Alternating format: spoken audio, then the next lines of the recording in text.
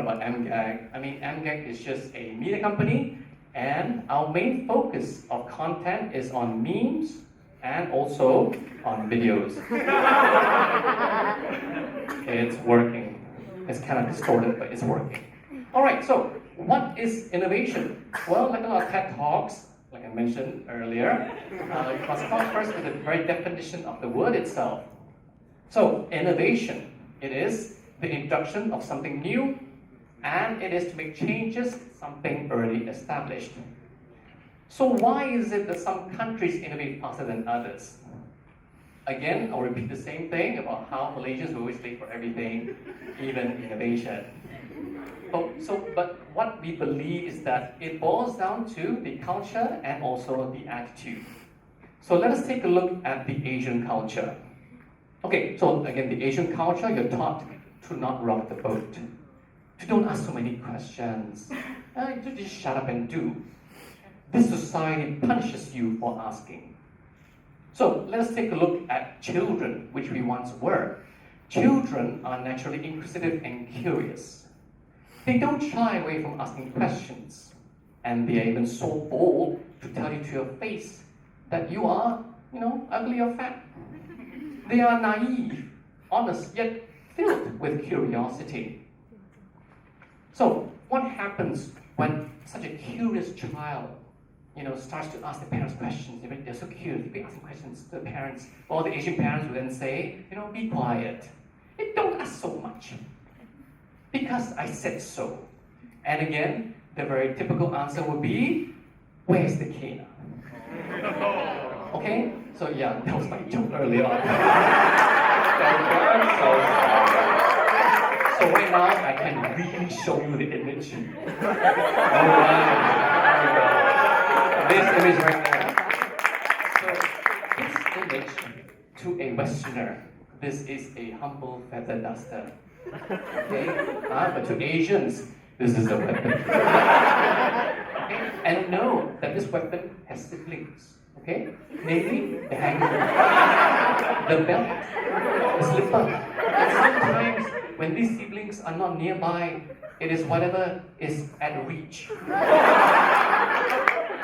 So in the Asian culture, failure is highly frowned upon. Okay? You either get recognition, or you get the cane. You either get A+, or you better don't come home. Okay? So, I would say parents in itself, aside from that, they will also keep asking the kids or telling the kids, why are you not like the neighbor's son? Why are you not like your cousin? Why are you not like me? Okay? No, there's nothing personal. Yeah. Okay, so one example I'll just give like between Western parents and Asian parents. So imagine this, you're young, you start running, you slip, and then you fall. Okay, so let's take a look at Western parents, for example. Western parents, they probably say, okay, yep, you fell, so, are you okay? What did you learn? Alright, don't run when it's wet. Okay, ready for Asian parents? Okay. Asian parents. Alright, this image will show a lot. Alright, runner? He's still running. And one of the famous ones is, I count to 3, 1, 2, or again the question would then come up again, where is the kid? But understand what happens. Okay, so you learn to not run. You learn not to do because you might fail. Then what happens? You do nothing. But you have to understand that if you don't run, you don't move.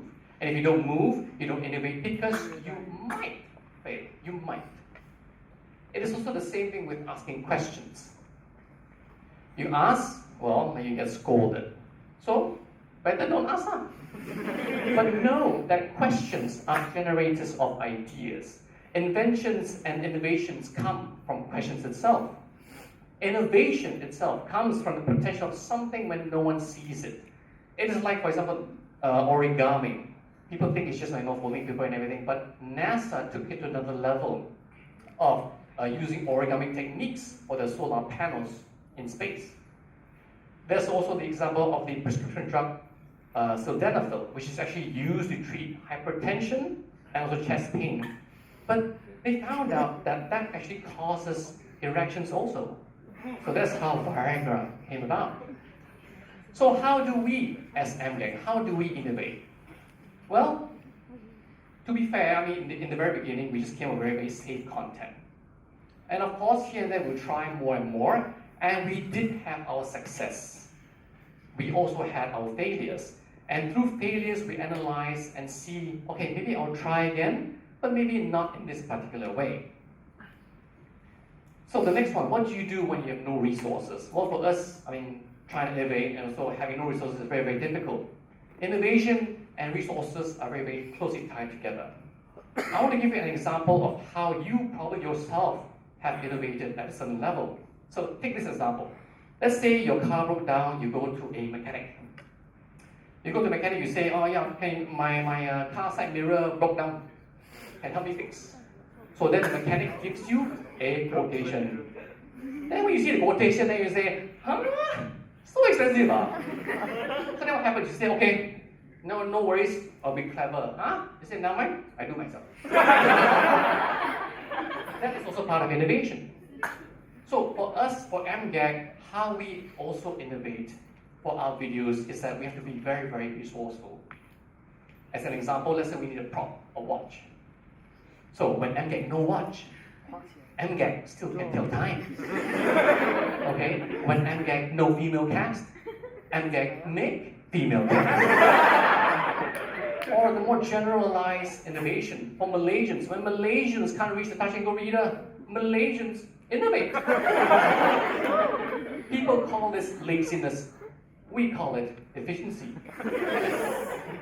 Laziness and kiamsiapness is a new level of innovation.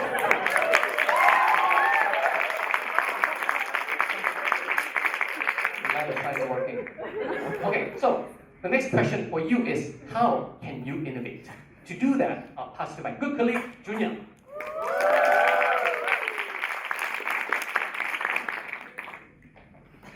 Okay, hi. So, how can you innovate? Now this is a bit more serious. Huh? The essence of innovation is to build on to existing ideas and make them better.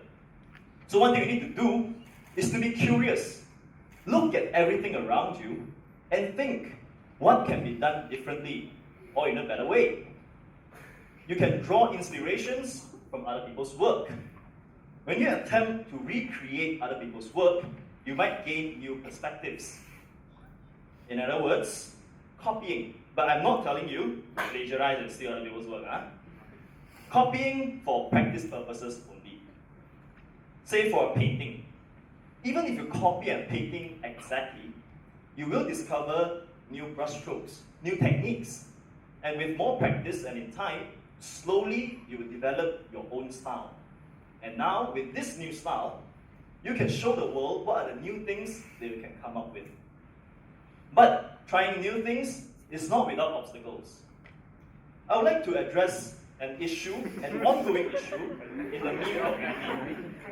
So on the left is the original older version, which is used mainly for describing more complex issues.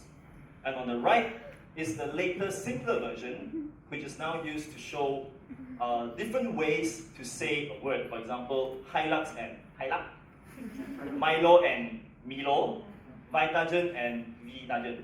Okay, so for me, both memes are able to send their message clearly. And they are both equally funny. But there are people who are acting as gatekeepers, meme elitists, who sometimes refer to themselves as meme lords, who would come out and say that the second version is a misuse of the original meme template. Hey, hello!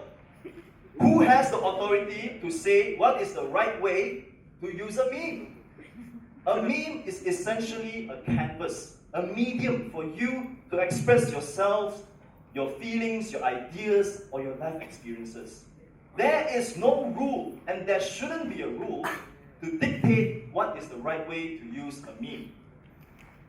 Now, some people are bound by superficial rules, and they expect you to follow them as well. They have this weird but strong sense of attachment to their beliefs, their ideas, or their community. And when you try to join in and you say you want to try new things, they might feel challenged. Don't be afraid of these people.